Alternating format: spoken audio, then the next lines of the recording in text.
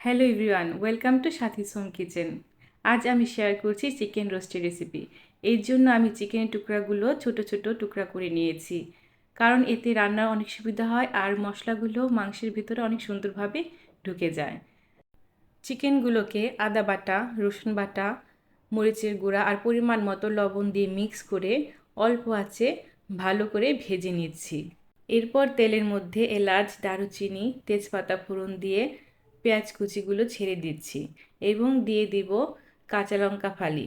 এরপর আমি পেঁয়াজ কুচিটাকে ভালো করে গোল্ডেন কালার করে ভেজে নেব আর সাথে দিয়ে দিব আদা রসুনের পেস্ট। আদা রসুনের পেস্টটা আমি একসাথে বেটে রেখেছিলাম, এর জন্য একসাথে দিয়ে দিচ্ছি। এরপর সবগুলো উপকরণই ভালো করে ভেজে নিতে হবে।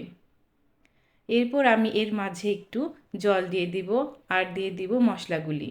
মশলার মধ্যে দিয়েছি পরিমাণ মতো লবণ, মরিচের গুঁড়া, সামান্য পরিমাণ জিরা গুঁড়া আর রোস্টের মশলা। এবার মশলাগুলো ভালো করে কষিয়ে নেব। কষানো হয়ে গেলে এর মাঝখানে দিয়ে দেব কাজু বাদাম বাটা। এরপর ভালো করে মিক্স করে নেব, মিক্স করে আরেকটু কষিয়ে নেব। এখন এর মধ্যে দিয়ে দিব চিকেন রোস্টের পিসগুলি। এবার এপিঠ ওপিঠ ভালো করে নেড়ে ছেড়ে নেব, যাতে চিকেনের টুকরোর মধ্যে মশলাগুলো ভালো করে ঢুকে যায়। এরপর সামান্য পরিমাণ একটু জল দিয়ে একটু ঢেকে দিতে হবে, যাতে চিকেনটা অনেক সফট আর জুসি হয়। এই পর্যায়ে আমি টমেটোর সস ব্যবহার করেছিলাম, যেটা স্কিপ হয়ে গেছে। পরিমাণ মতো টমেটো সস দিয়ে ভালো করে নেড়ে চেড়ে নিতে হবে। তৈরি হয়ে গেল আমাদের মজাদার চিকেন রোস্টের রেসিপি। ভালো লাগলে অবশ্যই শেয়ার করবেন।